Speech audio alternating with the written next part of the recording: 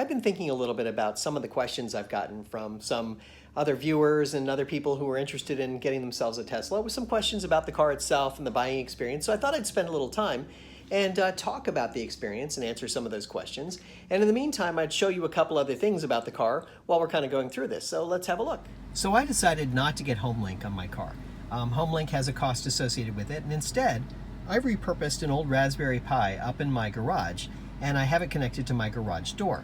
And that way I can actually access it remotely and tell it to trigger the garage door opening. And all I did was just configure it so that you have to go to a web page, and you basically just tap the button that looks like a garage door opener, and it'll actually open and close the garage for me. So I can point my web browser to it, or I can do it right there on my phone. Either way works. So if I'm out and I don't have my car, I can open it. Or if I'm in my car and I'm driving up, I can just push the button and it'll actually open it. So it's actually kind of cool the way I've set it up. So it makes it very easy to be able to get in and get into my garage and just be able to do it this way. And it's just as effective as using HomeLink. In fact, I would argue it might even be better than using HomeLink in some ways because I can configure it a little differently. I haven't configured it to do this, but I could theoretically configure it so that when I drive up, the proximity sensor, if it notices me here, would open the garage door automatically for me. Kind of cool, right? So let's get some of those questions answered. One question I've gotten is, how far can you go on a charge? Well, my car, because I have the standard range, can go about 200 miles as the ultimate distance it can go. Now, there are some factors that figure in there: the temperature, the humidity, my own driving habits, some features of the car, the battery itself, though that's really not an issue. But all of those things can figure into how far it can actually go. So do I actually get 200 miles on a charge? No, I don't think I ever have. But I've gotten in the 180, 190 range. I guess closer to 180. But it's still a pretty good range, and I'm not unhappy with that in any way. So what's the difference between the ideal range and the rated range? And that's exactly what I was talking about there. That the ideal range is where you would have, under perfect conditions, how far you could go. That would be the 200 miles. The projected range is what it thinks you can actually go based on how you're driving. And you can actually see that in the car. Let's bring that up a minute. And your projected range is really the range that you should get based on how you're driving at this point. So you should be able to go 117 miles left on where we are with the battery at this point. But that's a little different than the rating you would get here. If we switch this back, it's 69%. Let's go ahead and switch it here a moment. Oh, here it is. So this says I have 138 miles left, where the energy says that I have 117 left. So that the difference is that's the ideal, that's the rated, based on what I think I can drive. How long does it take to charge my Model 3? Okay, so with this 60 kilowatt hour battery, if I am down near empty, it can take as much as about 6 hours, maybe a little more, to charge at my home charging, which is a 240 volt charger. So it's a mid-capacity charger. It does go at about 32 amps. So you get an idea, it takes maybe about 6 hours. Now, if I go to a supercharger, and that's going to be the high capacity type of charging, it can take as little as, from all the way to charge, as little as about 45 minutes. And it really does depend on the capacity, how many other cars are charging, what actual level I'm at, and again, the temperature out there. But it can charge all the way from bottom to full in about 45 minutes. And because of the way you set up your supercharging stations and do things, you probably want to charge a little more often than that. So you would never actually be all the way at the bottom when you get to the charging spot. You're actually going to be further along at your point and actually make the decision to charge a little bit earlier. Now, I use my home charging that I have to charge at 240 volts, and it's a pretty efficient way to charge. It works pretty well for me. So I know people who have their Teslas and they only charge at superchargers just because it's more convenient, because they don't have a house and they're able to charge it up, and they just basically do it on their way home. It's like, I'm heading home, I'm going to stop off for half an hour, maybe I'll grab some dinner, and I'll just let it charge for a little bit and then I'll go home. So there are different ways to think about it, but that's about how long it takes to charge. Next question is, how much does it actually cost to charge my Tesla? We've talked about this a little bit before, but my house, it's about 11 cents a kilowatt hour for me to have electricity. So given the fact that it's a 60 kilowatt hour battery, to fully charge it would be $6.60. If I'm on the road and I'm using a supercharger, the average supercharger price is around 25 cents per kilowatt hour. It can vary a little bit, but about 25 cents a kilowatt hour. So you're looking at from completely empty to all the way to full is about $15 to charge. How much does it cost to replace the battery pack in a Tesla? Okay, this is kind of I don't mean to say it this way, so thanks whoever sent this in, but it is kind of a silly question. Let me explain why. The car does have on it a warranty of 8 years, 150,000 miles for the battery and some other components. So in that 150,000 miles or the 8 years, you're going to get a lot of life out of this car. So if anything happens to the battery, you would never have to replace it or pay to replace it. You would just take it to the dealer and explain the situation, and you would have it replaced in that case if there was a defect with it in some way. Now, in general, the batteries themselves, they don't degrade over time. They do a little bit, but the way they use the efficiency and monitor the batteries, it really shouldn't be an issue. I've heard of people having their cars for long periods of time and never seeing any degradation, or seeing so little degradation that it really doesn't matter. And in fact, with some of the software updates they make, they're able to use the batteries more efficiently at times. So that degradation may actually go away at times, or may be increased because they're using the battery a little bit differently. So the reality is that 8 years, 150,000 miles, it doesn't matter what it costs to replace the battery. If you have a problem, you're going to have it replaced under warranty. Why did you get a Tesla instead of, say, a Prius or a Bolt or any other electric car? Well, let's take a look at it. This car actually has the cool factor. It has the wow factor. It's kind of fun. It's really interesting. I like the whole setup of the display and the way they've got this stuff here. It really is kind of neat, and I actually do like it a lot. It's got that spaceshipy feel, so it's kind of, modern and cool, and kind of got that wow factor. So that was the reason I was most interested in it as far as the aesthetics. The other thing about it is the fact that they have this network of chargers. So I can go a long distance and actually stop and charge along the way and don't have to wait a long time. So for the other cars, the Prius, the Bolt, and other cars in the category of electric, they don't have an electric charging network. You have to go to a public charger and charge. Now, most of the public chargers are the lower capacity chargers. They charge at a lower voltage, so you can't charge very fast. You have to wait the 4 hours, the 3 hours to be able to charge.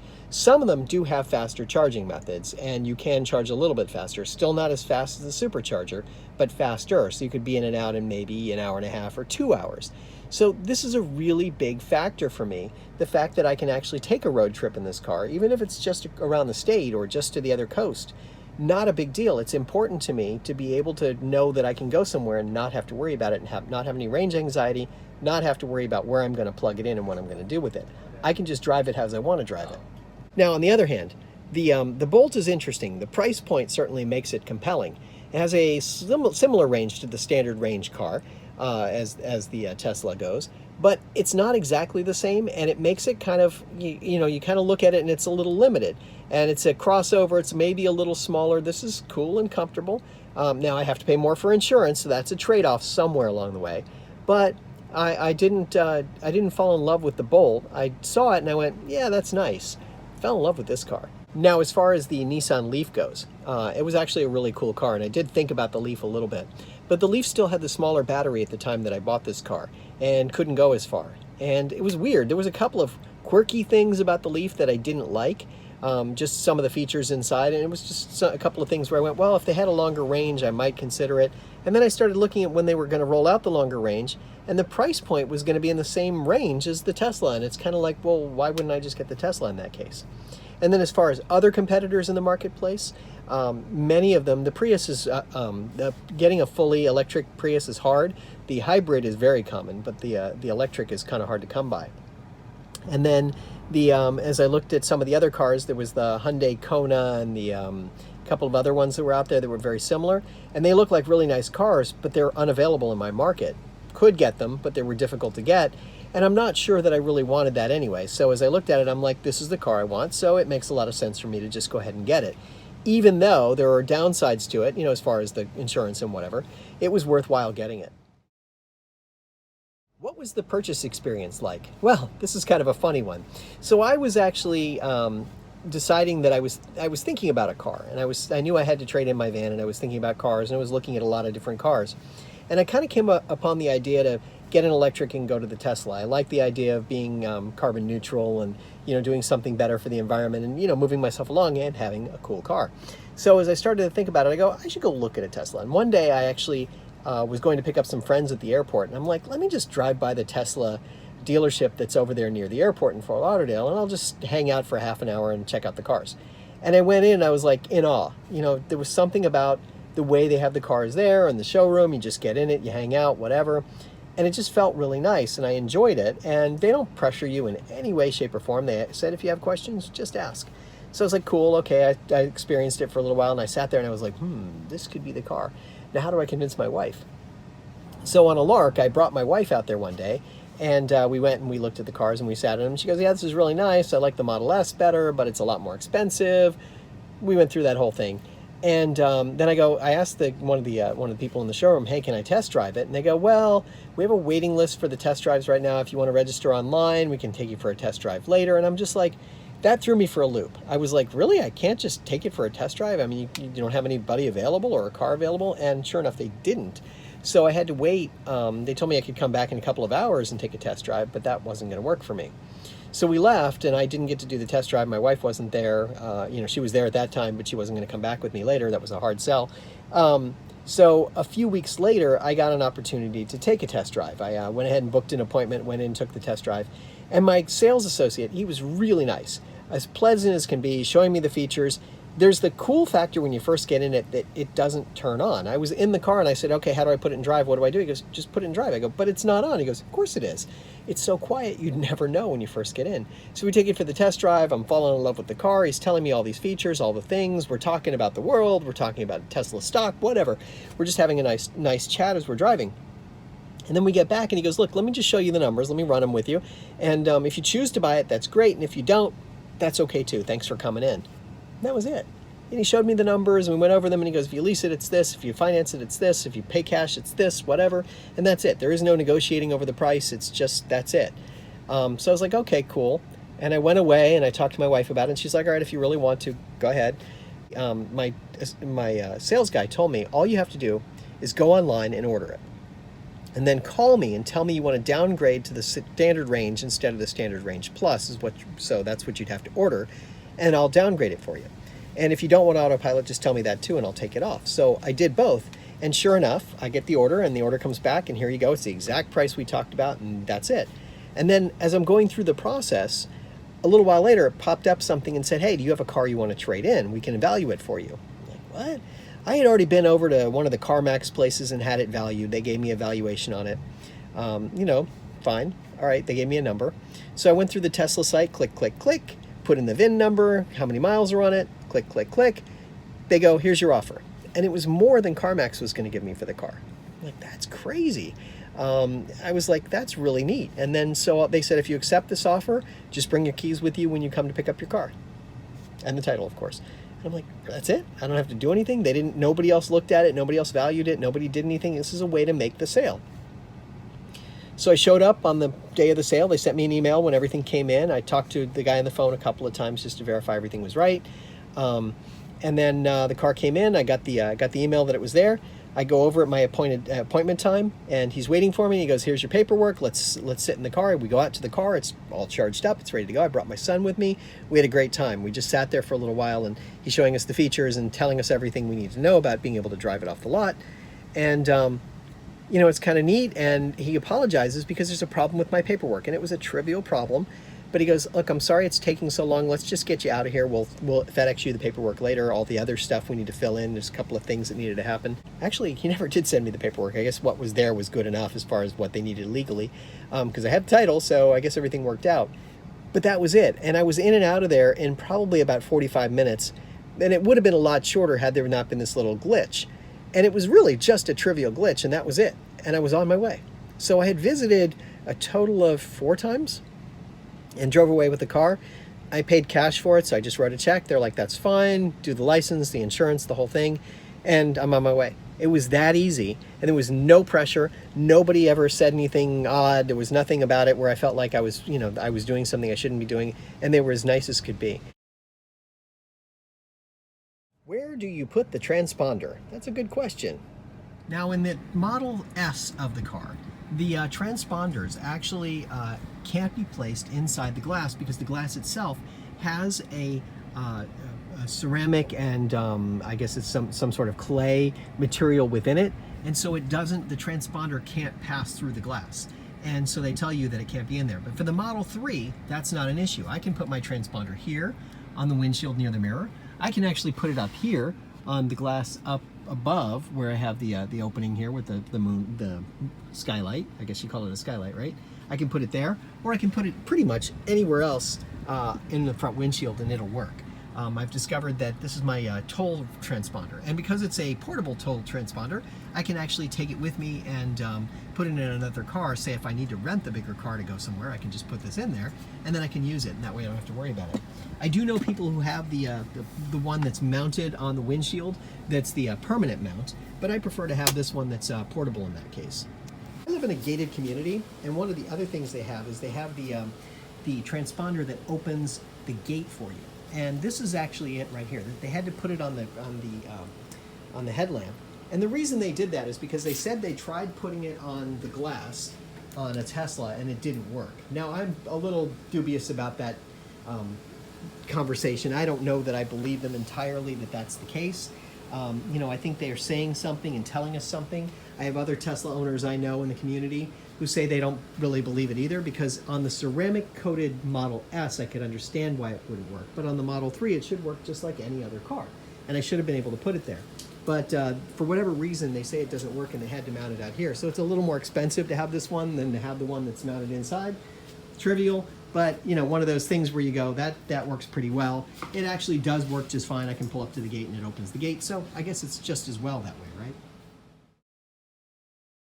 Where is Tesla's roadside assistance and what does that look like? So come standard with the car for 4 years or 50,000 miles, they provide roadside assistance. So you have a problem with the car, something happens, it breaks down, it stops, the battery doesn't charge, you get flat tire, whatever it's going to be, you call them and they'll come out and help you. After that, there's, you know, you're kind of on your own a little bit, but you can still call them and they will help you out. You know, they have the flatbeds to come and tow your car and do different things if you need to. But hopefully, you know, you don't get to that point. What regular maintenance does the car require? So if we look at the Tesla website or at the manual, we'll see that there are some things that will pop up from time to time. The computer will tell you if something needs to be done, but as far as scheduled maintenance, there are only 3 things that have to happen: tire rotation, making sure the brake fluid is full, and making sure there's battery cooling. And that's it. There is no other maintenance that has to be done on the car. Now I wanted to point out something. I got the software update and I actually found a feature in here that I didn't know I had. And I went out driving, and let's have a look and see what that feature is. I was driving along the other day, I happened to notice that there were cones on the road, and as I was coming up to the cones for the first time ever, I started to see the cones on the display. They started showing up to show me there's cones on the road. This is the first time I've ever had any of the graphical things come back and show me that there's something on the road. So as I'm going along, this was actually kind of cool, and if I come back the other way, there's cones on the other side, and we can see that the car will pick those up as we're going along. And here we're seeing them come up, and you can see the cones show up on the screen as we come up to them, which is really a pretty cool thing. It's neat to be able to see some of these visualizations because I'd never been able to see these before. They didn't show up on my car, and I'm not really sure why they didn't show up, but they never showed up. So here we're seeing them, and this is actually one of the neat things. Now, as the traffic light changes, the thing I noticed is there's no traffic light indicator on my screen, and I'm not sure if that's because I don't have autopilot or some other reason, but it's not there, and you can kind of see what a cone looks like. I also noticed that when I came to a stop sign, the stop sign did not appear, which is kind of interesting to me. I'm assuming it's the same reason as the traffic lights, maybe because I don't have autopilot.